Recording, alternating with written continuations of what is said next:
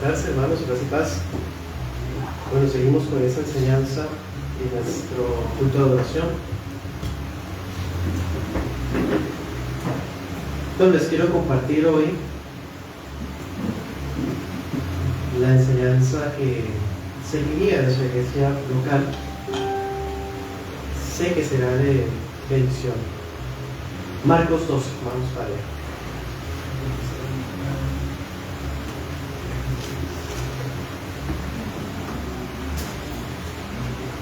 Esta enseñanza se titula así: Recuento y conclusiones del capítulo 12.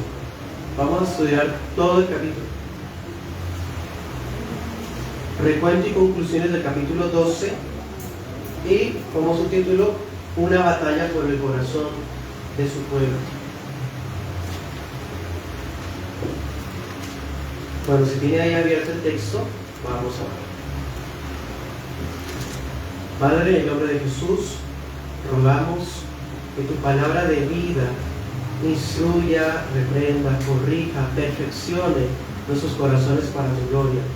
Hoy te pedimos que nos concedas ver y contemplar atributos de la persona del Hijo para honrarle y adorarle con un corazón cada día más profundo para tu gloria. Señor, oramos también por nuestras autoridades en nuestro país, por el presidente, por los ministros, altas cortes, para que tu gracia y tu bondad les permita conocerte, Señor. También oramos por nuestros hermanos pastores y diáconos de todas las iglesias sanas dispersas en este país, para que tu gracia los preserve, los guíes a toda verdad a la luz de tu palabra en Cristo Jesús, Señor. También oramos por nuestros hogares, de todas las iglesias sanas, especialmente las nuestras, para que en tu gran amor permitas que tu evangelio sea fielmente reflejado, empezando desde padre y madre, los esposos, Señor. También, Señor, vuelves el corazón de los hijos hacia los padres y viceversa, para que seas tú glorificado. Permítenos que nuestras casas sean centros de adoración para ti y que nuestras iglesias locales sean centros de avivamiento para ti en este país. En Cristo Jesús. Amén. Bueno, como es una predicación de todo el capítulo, no vamos a leerlo todo. Ahorita vamos a hacer referencia a los versículos que hayamos de hacer referencia. ¿Bien? Les cuento que el capítulo 12 de Marcos habla acerca de lo ocurrido el día martes de la última semana de vida del Señor. Lamentablemente, pues la distribución de capítulos y versículos los puso así, pero siendo un poco más precisos, el capítulo debió haber comenzado en 11:27. Bueno, en realidad no, más atrás, 11:20, porque ahí ya comenzó el nuevo día, el martes. Pero bueno, agradecemos la buena providencia de Dios que nos dio la distribución y aprovechamos esa distribución para estudiar la Escritura. ¿Bien? ¿Qué ha estado ocurriendo, hermanos? El domingo el Señor llegó a Jerusalén en un burrito y todo el mundo feliz y contento porque por fin llegó el Hijo de David. Y todos están expectantes porque llegó y va a tumbar a Roma. ¿No? El Señor fue al templo, volteó y miró todo y se fue. No pasó nada. Al otro día, el lunes, llega el Señor otra vez al templo y de camino al templo, antes de llegar pues, maldice una higuera. Cuando llega al templo, tumba las mesas, ya conocemos esa escena. Luego cuando regresa, la higuera está marchita, está muerta completamente. Eso pasó el lunes. El martes, el Señor madruga, como de costumbre, va para el templo, siguiendo la costumbre de los peregrinos. Recordemos que esa es la semana de la Pascua, entonces los israelitas, este templo está lleno de gente, de peregrinos. Bueno, por la mañana se encuentra con la higuera así seca, y cuando llega el Señor al templo, al parecer los líderes del país tienen miedo de que el Señor vuelva a tumbar todo. Entonces le hacen una pregunta, le dicen: bueno, ¿usted quién le dio autoridad? ¿Quién lo nombró? Nosotros lo hemos nombrado a usted, eso usted lo puede ver en el 11:28. El Señor les dice, bueno, yo les digo a ustedes con qué autoridad hago las cosas, si ustedes me dicen o me responden esto. ¿De dónde era el bautizo de Juan? ¿Del cielo o de los hombres? Y ellos no fueron capaces de responder, porque si respondían de los hombres, entonces él les hubiera dicho, bueno, ¿y por qué no le creyeron? Y si decía del cielo de los hombres, entonces la gente los hubiese aprendido, ¿sí? Ahora sí, capítulo 12, es decir, estamos en el contexto de una conversación con los líderes. Los que le preguntaron con qué autoridad hacen estas cosas, dicen el 1. Entonces comenzó Jesús a decirles por parábolas. ¿Ven? O sea, todo esto realmente está bajo el encabezado de la pregunta. ¿Con qué autoridad haces todo esto? En ese sentido, el capítulo 12 trata de eso, de la autoridad del Mesías. ¿Sí? ¿Cuál es la autoridad del Mesías? Si usted se va a dar cuenta, en el capítulo 12, en los titulillos que tenemos, por ejemplo, la Reina Valera dice los labradores malvados, la cuestión del tributo, la pregunta sobre la resurrección, la pregunta sobre el gran mandamiento, ¿sí? Todas esas cosas son preguntas que hacen los líderes del pueblo con tal de buscarle la caída al Señor, hacerlo quedar mal o pescarle alguna palabra maldicha para arrestarlo. Así que en ese capítulo hay una batalla campal de frente contra el Señor y desde distintos blancos, porque en el 12.1 sabemos por el 11.27 que son los principales sacerdotes, los escribas y los ancianos y las personas más poderosas e influyentes del país. Pero mire por ejemplo el 13, fariseos y herodianos. Ahora mire el 18, saduceos. Ahora mire el 28, escribas. Mi hermano, todos contra el Señor, y uno tras otro, una batalla. Eso es campal. El uno es derrotado por la sabiduría de Cristo. Siguiente, lo vamos a hacer, buscar la caída en cualquier momento, y van con toda su sabiduría pensando que pueden vencer al Señor, desde distintos blancos, distintos tipos de oponentes, cosas tan diferentes como un fariseo y un herodiano trabajando juntos. El fariseo legalista a morir por la ley de Dios supuestamente, y el herodiano un liberal, inmoral, traidor del país, pero ahí sí se unen con tal de atacar al Señor. Claro, hay algo en común, la simiente de la serpiente con todas sus razas y religiones y ideas de economía y de política. Bueno, ahí sí pueden ser diferentes, pero con tal de acabar con la iglesia del Señor, ahí sí todos se unen. Y eso lo experimentaremos en los últimos días, más fuerte. Entonces, a propósito de la enseñanza de ahorita de que Caín era del maligno, sabemos que estos 7 partidos que se enfrentan contra el Señor también son del maligno. Se oponen, quieren buscar la caída, así que vemos que Satanás está detrás. Insisto, no es que se les haya metido algo por el estilo, pero es que son servidores del diablo sin darse cuenta. Y aunque quieren hallar la caída del Señor, la respuesta de Jesús a cada ataque prueba su admirable sabiduría. Listo, vienen 7, hermano, hay respuestas para todos, y a todos los deja callados. Dice Marcos textualmente, los dejó callados. Versículo 34, ustedes ven que dice, nadie más se atrevía a preguntarle nada. Dice el Salmo 2, ¿no? ¿Por qué conspiran las naciones? ¿Por qué se juntan contra el Señor y su Cristo, su ungido? No tienen nada que hacer contra el Señor. Bueno, entonces, aunque las credenciales de Cristo están siendo cuestionadas, o sea, tú eres maestro, pero ¿por qué? Muéstrame los diplomas, muéstrame quién lo nombró. Nosotros no lo hemos ordenado, nosotros somos los principales sacerdotes, maestros, bueno, y nosotros no lo nombramos usted, ¿sí? Los escribas herodianos, saduceos, bueno, etc. Le están diciendo, usted no es maestro para nosotros, pero se contradicen a sí mismos porque cada vez que se acercan a preguntar le dicen maestro. Por decir algo, miren el 19, maestro. Le preguntan los saduceos. Mira el 14, los fariseos y herodianos, maestro. Y usted va a ver eso varias veces, le dice el maestro. Pueden no estar de acuerdo, pero eso no se puede negar. Pueden hacer lo que esté en sus manos para llevar la contraria, pero es como tapar el sol con un dedo, hermanos. Él es el maestro. Tanto es así que no solamente lo reconocen como maestro, sino que Marcos en el capítulo 12 nos dice, primero en el 12:12, la gente esta, aunque eran enemigos y todo, entendían lo que él decía. O sea, no es que no entendían, él entendía.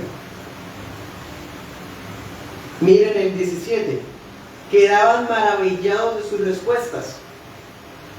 Versículo 28, saben que responde bien.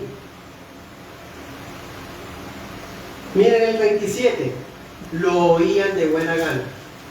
¿Sí?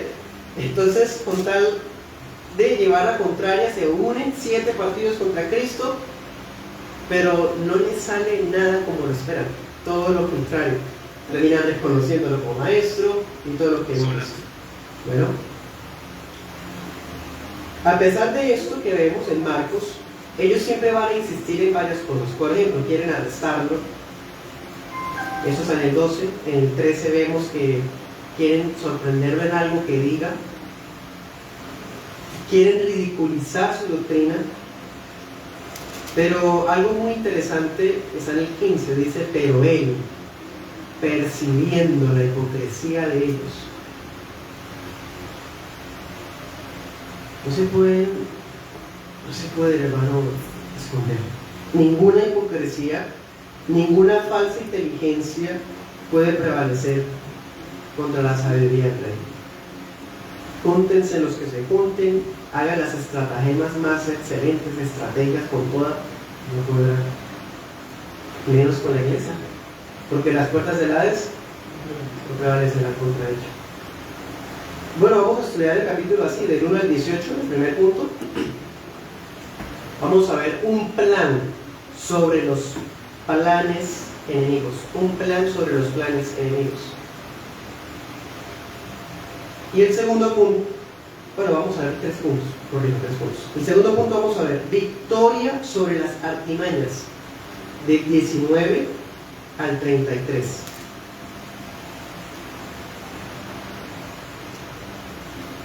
Y el tercer punto, del 34 al 44, confrontación final. Todo eso se ha visto desde el título, ¿no? De una batalla por el corazón del pueblo.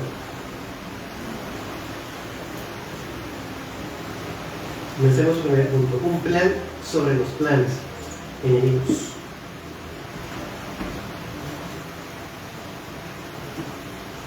¿Cuál es el primer relato del capítulo 12? Los labradores malvados. Es una parábola, ¿no? Una parábola muy fuerte, muy diciente. Y es más, esa parábola pone en evidencia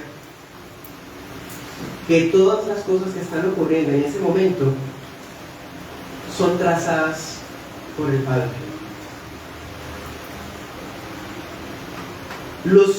El curso de los sucesos responde a un plan predeterminado por Dios. ¿Se acuerdan lo que trata la parábola? La parábola dice, había un hombre que tenía una viña, ¿sí? La arregló, le puso cerco, bueno, la tenía precisa para ya empezar a explotarla, a trabajarla, pero él tuvo que partir a un viaje lejos. Mientras tanto la arrendó a unos labradores. En esos contratos de arrendamiento de viñas se supone que el pago no era tanto monetario, sino era enviar frutos. O sea, ellos podían explotarle y quedarse con los frutos de la viña, y un porcentaje de los frutos de la viña tenían que enviárselo al dueño. ¿Sí? Eso es lo que ocurría en ese momento. Pero resulta que cuando llegó el plazo de enviar el primer fruto, el dueño mandó un siervo y lo golpearon. No, lo mandaron con las manos vacías. Mandó un segundo, lo insultaron, bueno, el tercero lo mataron. No envió varios y no le mandaba nunca los frutos.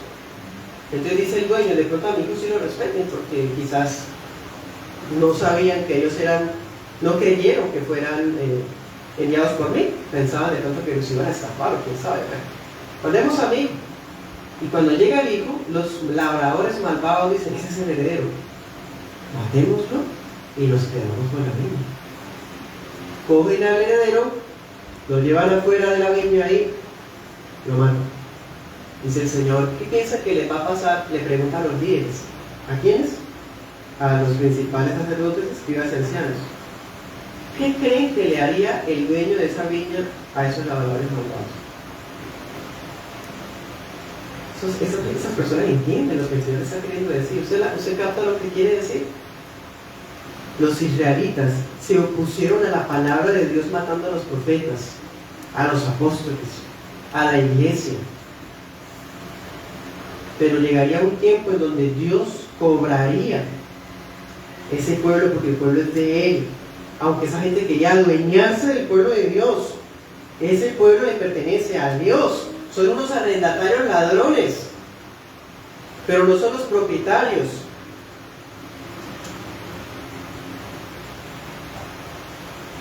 O sea, todo esto con el versículo 10 dice, ni aún esta escritura han leído, le dice el Señor a estas personas que eran los más importantes. La piedra que desecharon los edificadores ha venido a ser cabeza del ángulo. El Señor ha hecho esto. El Señor ha hecho esto. Y es cosa maravillosa a nuestros ojos. Ellos estaban armando un complot, estaban uniéndose todos los diferentes partidos. Todo estaba planeado. Nada de eso se escapó de las manos de Dios. Todo era parte del plan, hasta que hayan matado a los profetas, que hayan matado al Hijo de Dios. Todo respondía a un plan. De pronto sentían que habían tenido una temporal victoria, bueno, una aparente victoria. Pero dice Cristo, el Señor ha hecho esto y es cosa maravillosa a nuestros ojos. Y cita Salmos, cita Isaías, porque la historia de la viña está en Isaías 5. Cristo, a la luz de la Escritura, muestra que todo, aún la oposición contra el pueblo de Dios, es trazado por el Padre. Nada se escapa de sus planes. Los planes B no existen en la mente de Dios. Solo hay un plan. ¿Cuál es el siguiente tema? Del 3 al 17. La cuestión del tributo. ¿Se acuerdan de ese pasaje que ocurre? Como los fulanos se dieron cuenta que era contra ellos, se fueron a seguir tramando. Bueno, vamos a hacer que diga algo para que nosotros no, que sean los mismos romanos que lo arresten. Preguntémosle algo sobre los impuestos. Y llegaron unos fulanos, fariseos y herodianos, muy buenos actores, aparentando piedad, y empezaron a decir, maestro, versículo 14, él es hombre veraz, no te cuidas de nadie, enseña el camino de Dios. Tengo una pregunta, ¿es lícito dar tributo a César o no? Hermano, versículo 15, ¿se acuerdan? Él percibe la hipocresía, era una trampa. Si el Señor dice que sí debemos dar impuesto, los judíos más fervientes, los que iban allá, que ese templo estaba lleno de peregrinos, decían, ¿cómo así? ¿Usted está de acuerdo con que Roma nos gobierne? Y si el Señor dice que no, los romanos lo arrestan. Es una pregunta tramposa, capciosa, para atraparlo. El Señor dice, persiguiendo su hipocresía, ¿por qué me tientan? Tráigame una moneda. ¿De quién es la imagen de la moneda? César. Pues denle a César lo que es de César y lo que es Dios. Uy, hermano, esa respuesta es impresionante. Es impresionante la respuesta. Ese relato coloca en evidencia quiénes eran los verdaderos enemigos de Dios. Hay una batalla, ya hemos establecido eso, hay una batalla. Hay algunos que quieren adueñarse del corazón del pueblo de Dios. Quieren hacer lo máximo, lo posible para quedarse ellos con el corazón del pueblo de Dios. Pero ¿quiénes son ellos? Esta historia nos muestra que no era el Imperio Romano. con todo y su paganismo y su inmundicia, eran los mismos israelitas, los mismos judíos. Los verdaderos enemigos del Mesías no era Roma, eran los líderes judíos. O sea, ya sabemos en esta batalla contra quiénes que estamos peleando, o más bien quiénes eran los que se estaban oponiendo a Cristo. Usted no ve a los romanos preguntando nada, ni haciendo trampas, siendo así como estas personas capciosas e hipócritas. No, los romanos salían ahí, quizás soldados vigilando, pues lo normal, pero eran los que se supone que debieron haberlo recibido y rendirle honores. Es el dueño de la viña, recibámoslo. No, quedémonos con la viña. Esos fulanos eran los tramposos. Ellos querían buscar generar división entre el pueblo. Y todo esto, ¿a qué responde? O sea, ¿qué buscaban ellos con quedarse con el corazón de la gente? ¿Qué ve usted en común de aquellos que se adueñan de las conciencias de las personas que son creyentes? Hay muchas sectas que se adueñan de las conciencias de la gente, se adueñan de los recursos de la gente. Y bueno, usted sabe, habrá escuchado muchas cosas. ¿Qué está detrás de eso? Ellos quieren robarse el corazón del pueblo de Dios y ser ellos los principales sacerdotes ancianos, ¿cierto? Y los escribas para el pueblo de Dios. Quieren robarse la Biblia.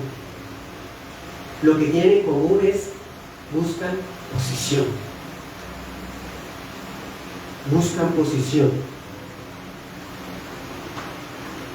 Claro, si las cosas van como van, ellos siguen siendo los importantes.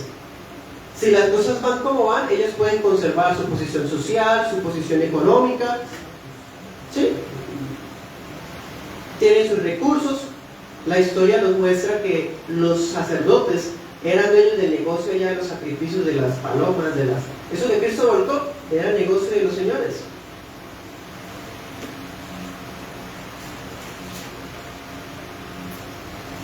Entonces, el problema para la nación de Israel no era pagar o no impuestos. Así como hoy día el problema tampoco es esa falsa dicotomía entre lo secular y lo sagrado. O sea, no, yo en lo secular tal cosa, pero me iba con mi iglesia tal. Hermanos, eso no es bíblico. No podemos partir nuestras vidas en dos caras. O sea, todos nuestros días son de Dios, todos nuestras agendas buscan a Dios. No existe algo así como una vida secular y una vida espiritual. Es una sola cosa. Eran esas personas los que estaban creando esa división. ¿Acaso el reino de Dios no abarca las dos cosas? ¿Acaso Dios no es Dios y Rey de lo mundano y también de las cosas de la iglesia? Claro. ¿Por qué el pueblo de Dios se alejó tanto de la economía y de la política, siendo prácticos? Por esa falsa dicotomía. Y le cedieron el lugar donde la iglesia estuvo.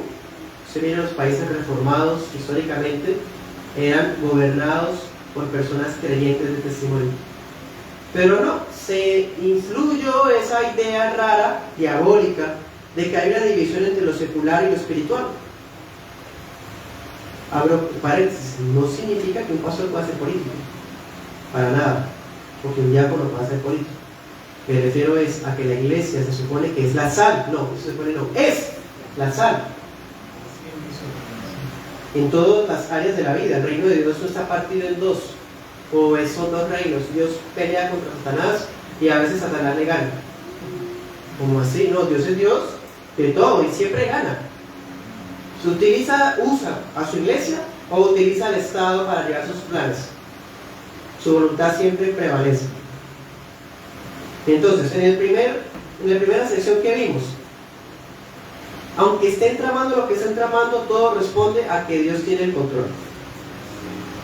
La segunda parte que vemos, los verdaderos enemigos no eran los que uno podría decir los mundanos. No. Y no tan solamente eso, denle a César lo que es de César y a Dios lo que es de Dios. Eso es el problema. Cuando uno parte la vida en dos facetas, o sea, mi faceta de pastor y mi faceta de abogado son cosas diferentes. O sea, aquí soy abogado y se me vale todo. Cuando soy pastor ahí sí. Siempre somos uno, hermano. Eso es lo que es no ser hipócritas, ¿cierto? Pero cuando se parte la vida en facetas, pues se crea la hipocresía. Y se termina dando a César lo que es de Dios. ¿Qué es de Dios? Nuestra familia, nuestras conciencias. Lo primero en nuestros corazones es de Dios, no es del Estado. Nuestra familia no es del Estado, nuestras condiciones no son del Estado, ni nuestro trabajo es del Estado. Es de Dios nuestro trabajo. Entonces, si le damos a Dios lo que es de Dios, estamos en equilibrio como debe ser. Bien, leamos Salmo 144, 15.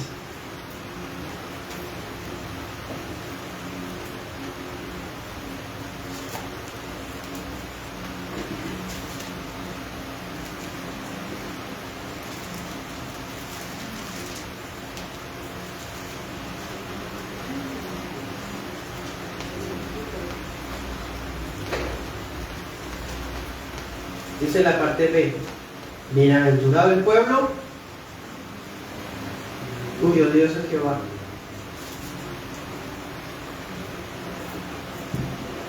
Los países no son bienaventurados porque colocan a César como su Dios. Pero si nuestro Dios está en el trono de nuestras convicciones, bienaventurado el pueblo cuyo Dios es Jehová. Ahora, no significa que entonces Dios tiene que pedir permiso a la gente para reinar. No, Él ya reina. El problema es que cuando la gente no tiene claro eso, vive como le parece.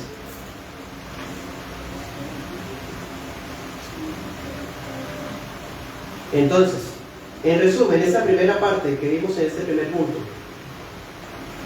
por más que los hombres tracen sus propios planes, solo la voluntad del Dios eterno prevalece.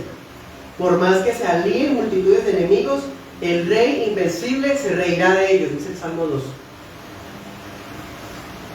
El Señor Jesús es el legítimo heredero de la viña. Él es el verdadero dueño de nuestros corazones. Y si hay personas que no quieren reconocerlo en su corazón, o no quieren doblar su rodilla voluntariamente, en el día del juicio sus rodillas serán quebradas ante Él, pero se le rendirá honra, porque Él es el Rey, punto. Él es digno de nuestro tributo, ¿Al Estado le pagamos impuestos? Sí, es bíblico, es nuestro deber como ciudadanos. Tenemos beneficios. Pero el dueño principal es Dios. Cuando yo le doy al Estado lo que es de Dios, ahí, hermano, empiezan los problemas. Segundo punto: victoria sobre las artimañas. ¿Cuál es la siguiente sección? La pregunta sobre la resurrección. ¿Recuerdan esa historia? Unos saduceos que no creen la resurrección quieren ridiculizar esa doctrina. Maestro, nos pasó un caso aquí entre nosotros. Resulta que había un señor casado con una fulana, pero no tuvieron hijos. Y pues la ley de Moisés nos dice, ¿no?, que el hermano tiene que quedarse con la mujer para que tenga hijos para la prole del hermano muerto. Pues pasó así. Y el segundo hermano tomó a la esposa y también se murió y no dejó hijos. Y el tercero se murió, y así sucesivamente, y los 7 se murieron y la tuvieron como esposa. Bueno, si eso de la resurrección es cierto, cuando resuciten, ¿ella de qué va a ser mujer si fue mujer de todos? Hermano, eso es la típica falacia del hombre pájaro, tratar de ridiculizar algo. Y miren que fue basado en la Biblia. Ellos decían: es que Moisés nos dijo, eran bíblicos. Muéstrame en la Biblia donde dice Trinidad. ¿Sí? Muéstrame en la Biblia donde dice eso de teología del pacto, donde dice total depravación. ¿Sí? Ok. Esta sección nos enseña a que cuando nos acercamos al Señor para preguntarle sobre algo, debemos tener un corazón dispuesto a aprender. Esa gente se acerca para hacer una pregunta, pero es para ridiculizar, no quieren aprender. Se acercan con prejuicios. Ellos creen que su conocimiento es bíblico, es el conocimiento verdadero. Y tienen argumentos supuestamente bíblicos. Deuteronomio dice que la ley del levirato, cuando el esposo muere, el hermano la toma. Eso es bíblico. Sí, pero con un argumento bíblico están negando la doctrina bíblica de la resurrección. Utilizando la Biblia, están negando doctrinas bíblicas como la Trinidad, como el bautizo en el nombre del Padre, Hijo y Espíritu Santo, de la importancia de ser parte de una iglesia, utilizando la Biblia para contradecir la Biblia. ¿Cuál fue la respuesta de Cristo? Versículo 24: cometen ustedes un grave error, porque ignoran las Escrituras y el poder de Dios. Mira el 26, respecto a que los muertos resucitan, ¿no han leído en el libro de Moisés cómo le habló Dios en la zarza diciendo: yo soy el Dios de Abraham, el Dios de Isaac, el Dios de Jacob? ¿Dónde está eso? Está en Éxodo 3.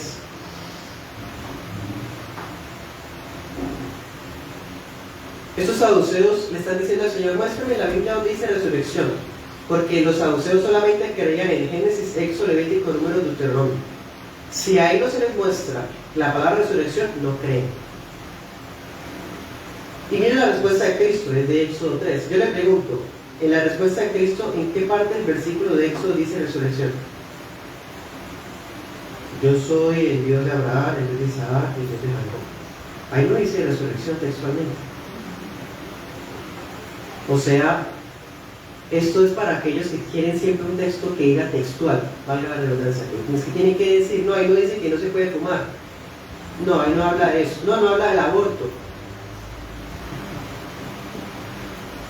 No lo dice textual, pero Cristo está hablando de la resurrección en Éxodo 3.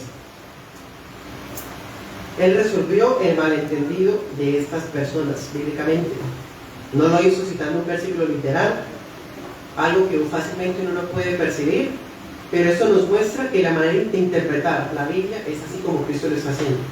El versículo no habla de resurrección directamente, pero él implica: si Dios es el Dios de Abraham, de Isaac y de Jacob, da a entender que Abraham, Isaac y Jacob viven, porque todo el que me cree, aunque esté muerto, vivirá.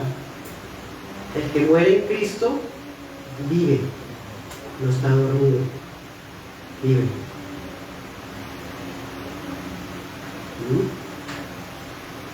Esa es la hermenéutica bíblica, es decir, interpretar la Biblia sanamente. ¿Cómo sabemos que lo estamos haciendo bien? Porque la gloria es para Él. Dios no es Dios de muertos, sino de vivos. Pregunta: ¿cómo actúa usted cuando usted es corregido bíblicamente? Ellos pensaban que bíblicamente estaban bien, hasta que hicieron ridiculizar la otra postura, pero estaban equivocados. Si eso nos enfrentamos a eso, en algo que creemos, estamos dispuestos a estudiarlo, o somos de los que dicen: uy, no, esos maestros del diablo que critican todo, uy, no acepto eso porque yo desde pequeño he aprendido que es así y así. Hermanos, si es bíblico y está en la palabra de manera clara como esto, debo yo renunciar a lo que estoy creyendo mal para recibir lo que está bien. Otra pregunta: ¿somos de aquellos que exigen versículos textuales cuando nos conviene?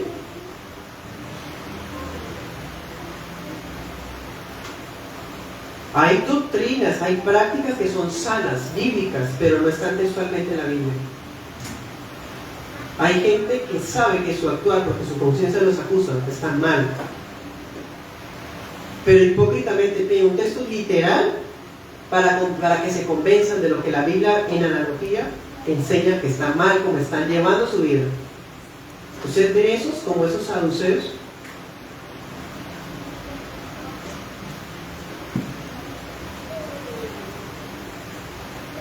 O peor aún, somos de los que dicen que la doctrina no es importante. Porque los saduceos están ridiculizando la doctrina de resurrección. O sea, los saduceos son esos hermanos, porque ellos creen en Dios de todas formas, ellos creen en la Biblia. De verdad. Corintios 15 enseña que la resurrección, sin la resurrección esa fe es inútil. Porque si Cristo no ha resucitado, entonces estamos muertos en nuestros pecados. Si Cristo no ha resucitado, somos los más miserables del mundo, porque nuestra predicación se trata de ¿qué? Del Rey que resucitó. O sea que el que no cree en la resurrección no es salvo. ¿Bien? Todo lo que implica, hermanos, un mal entendimiento. Hay gente que dice, no, la doctrina no es importante, lo importante es creer en Dios. Sí, pero ¿qué tal usted está creyendo en Dios a su manera con doctrinas falsas? Siguiente sección, para ir avanzando. El gran mandamiento.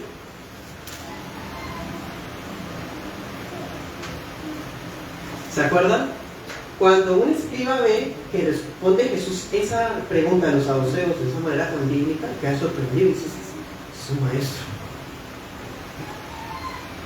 Él de corazón, este es un caso muy excepcional, es el único escriba que se acerca a hacer una pregunta sincera. Dice, bueno, si ha respondido así de sabio, yo también tengo una pregunta.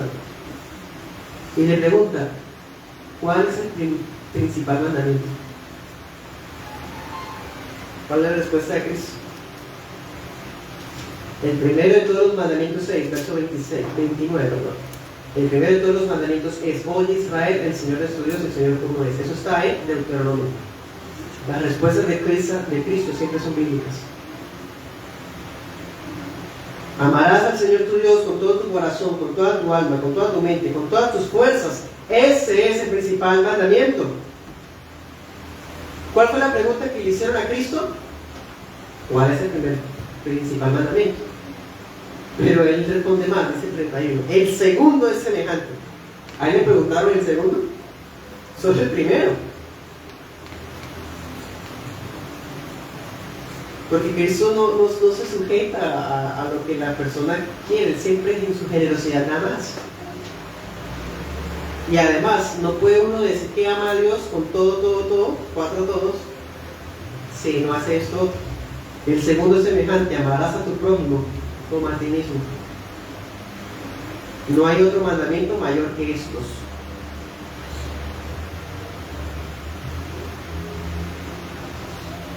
Eso nos enseña algo muy interesante, hermanos. Nos enseña que los enemigos del Señor estaban de acuerdo con Él, por lo menos en lo fundamental. O sea, hay mucha gente que es enemiga de Dios, que son hijos de Caín, como vimos esta mañana, y saben que muchas cosas son sanas y bíblicas. Reconocen la veracidad de muchas cosas, pero rechazan las más importantes. La respuesta de Cristo también se basa en Levítico. Levítico dice eso: amarás a tu prójimo como a ti mismo. O sea, no se está diciendo tienes que amarte. Amarás a tu prójimo como a ti mismo. O sea, todo parte de que tengamos un amor por nosotros mismos. De ninguna manera, que egocéntrico eso. Esa es la interpretación que les decía esta mañana, imponiendo la cultura al texto. Por el contrario, el texto está partiendo, está suponiendo, está afirmando que es que ya nos amamos mucho nosotros mismos. Somos ególatras. Ese es nuestro ídolo, yo. El yo.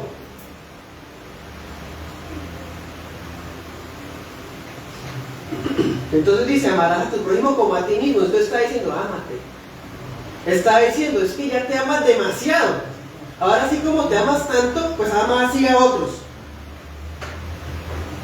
Y cuando toquen ese amor que te tienes a ti mismo, cedas. Eso está diciendo, hermanos.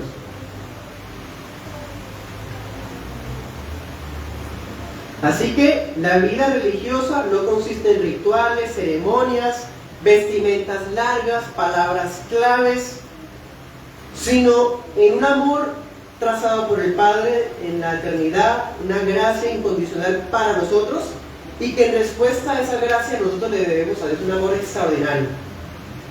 Un amor extraordinario por Dios y por el prójimo. Esos amores demandan mucho. Todo.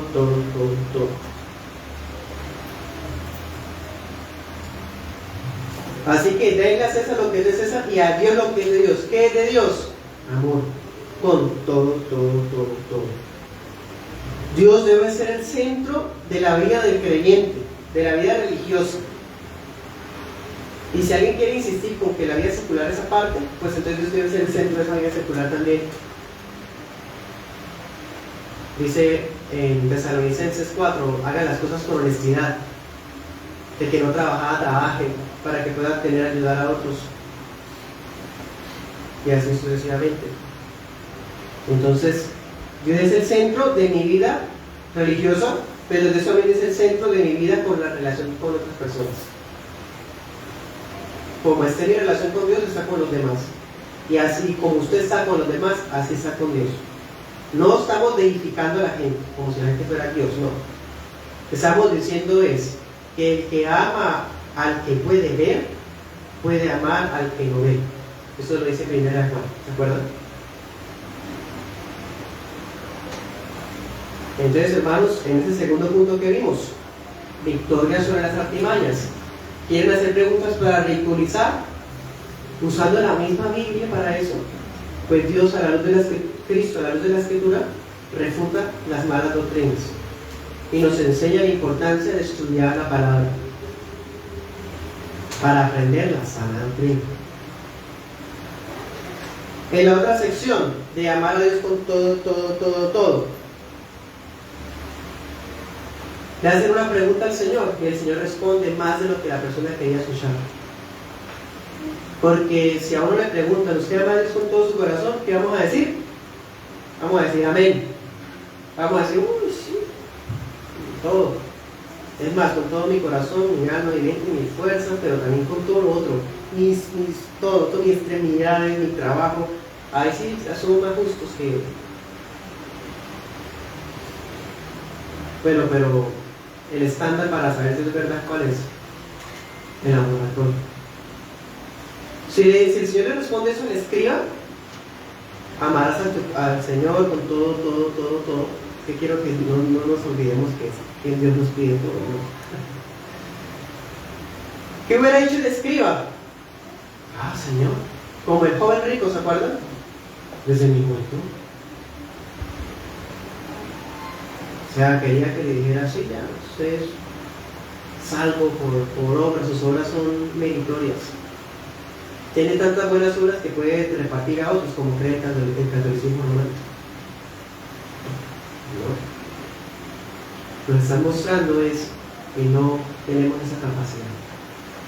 Aquí ninguno amamos a Dios con todo. Y una prueba es nuestras relaciones con los hermanos, nuestras relaciones en casa, nuestras relaciones día a día. Ahí está, hermanos. ¿Qué vimos esta mañana? Ira, insultar al hermano. ¿Quién no hemos fallado en eso? Yo el primero. Pero la ley sirve para eso, hermanos. Para humillarnos y hacernos correr. ¿A quién? A Cristo, el único que es. Ahí sí, bueno. ¿Okay? Tercer punto. Confrontación final.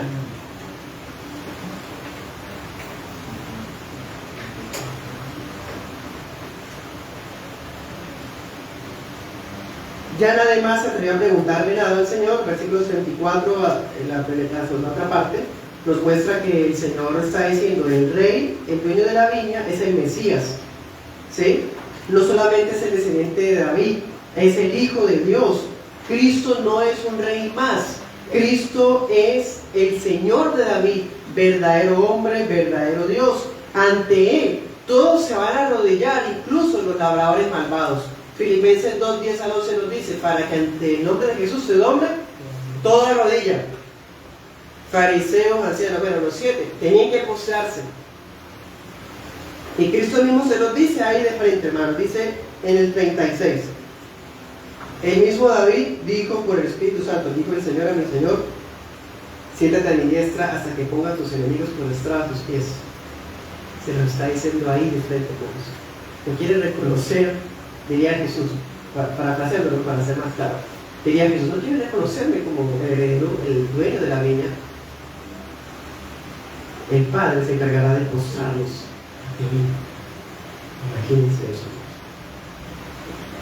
La otra parte, del 38 al 40, Cristo denuncia la falsa religiosidad de los escribas y fariseos. Mire usted el 38, les encanta las ropas largas, que los saluden con mucho respeto.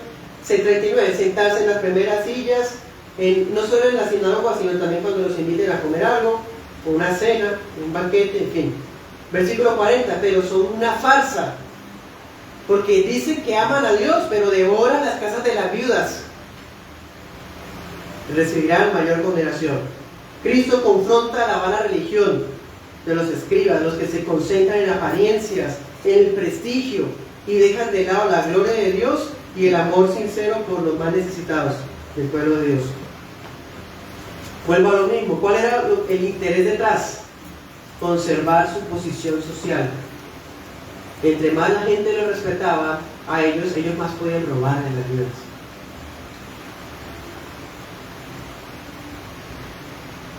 La práctica de su religión era una fachada para tener economía. Por eso van a tener mayor condenación. Bueno, o sea, alguien puede ser un practicante religioso muy bueno, pero el alma ir al infierno. ¿Por qué? Por hipocresía. ¿Y cómo termina el capítulo 12? Ya también para concluir la enseñanza. La ofrenda de la viuda. Miren ese contraste impresionante. Los unos ostentosos. Qué importantes son. Rabí, sigue por acá. Y la otra escena, una señora viuda, pobre.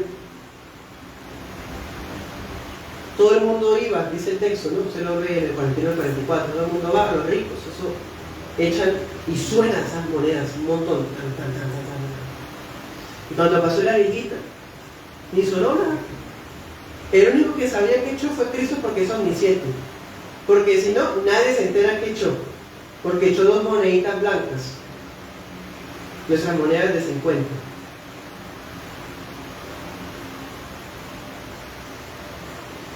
El capítulo termina así: el cuadro de una viuda despreciable, lo que nuestros ojos desprecian. Pero ese es el único ejemplo de adoración en todo el capítulo, o más bien, mientras Cristo estuvo en el templo, fue el único ejemplo de adoración genuina que Cristo vio. Esa señora que echó de todo lo que tenía para su sustento. Esa fue la única adoración que vio Jesús en el templo. Y eso que habían esos machos cabríos, vacas, palomas. No había adoración. ¿No sería esa mujer una de esas viudas devoradas por los escribas?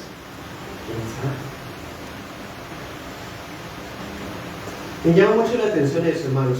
En el versículo 43 dice: entonces llamaron los discípulos. ¿Por qué les tiene que llamar la atención? Están distraídos, de pronto están dejándose llevar por el ruido de las monedas, de pronto están todavía impactados con la denuncia que hizo Cristo contra los escribas. Pero Cristo tiene que pescarle su atención para que vean lo importante de la cena.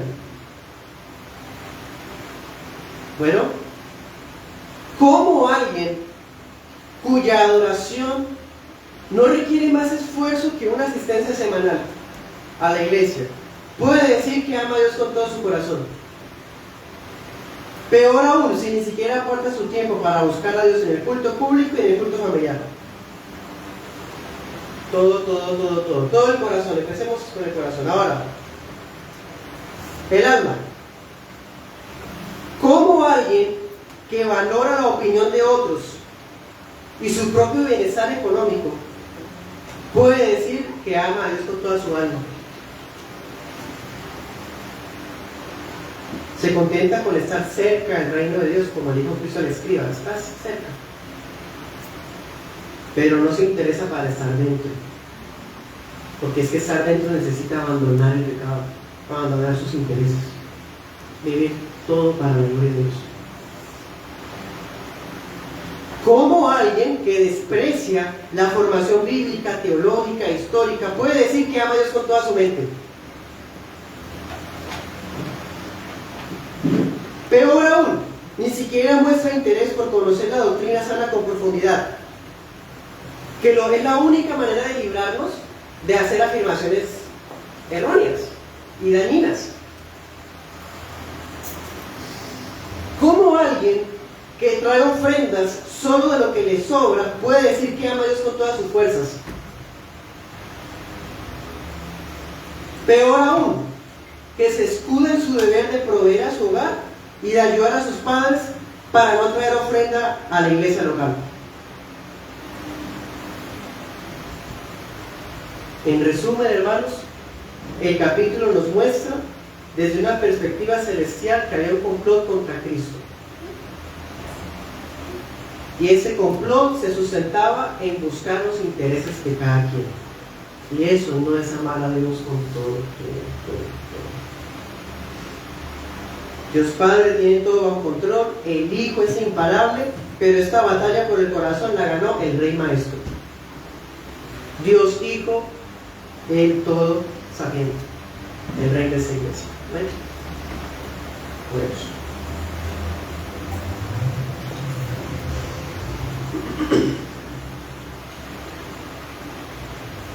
Señor Jesús, al verte en este texto, puedo, Señor, admirarme por tu sabiduría, cómo respondías a cada artimaña. Muestras tu poder, tu dominio sobre todo. Gracias por tu palabra, Señor.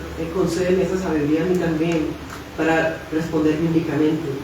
Si en mí hay algún error, algo que debo corregir bíblicamente, muéstrame, Señor. Dame humildad, dame sencillez para corregirme. Tú eres dueño de mi corazón, no César, no el yo, eres tú. Permíteme amarte con todo lo que soy y amar a mi prójimo como yo me amo a mí. Es difícil, Señor, pero con la ayuda del Espíritu Santo podremos. Señor, guárdanos de ese corazón aparentador de los escribas y concédenos ese corazón generoso de gracia de la viuda. Te pedimos que nos abras el entendimiento para vivir estos textos que hemos estudiado, vivir admirados por el Hijo de Dios, el vencedor en batalla, el Rey de Gloria. ¿Quién es ese Rey de Gloria? Es tú, Señor, eres tú, fuerte Dios guerrero. Te exaltamos, Padre, Hijo y Espíritu Santo. Amén.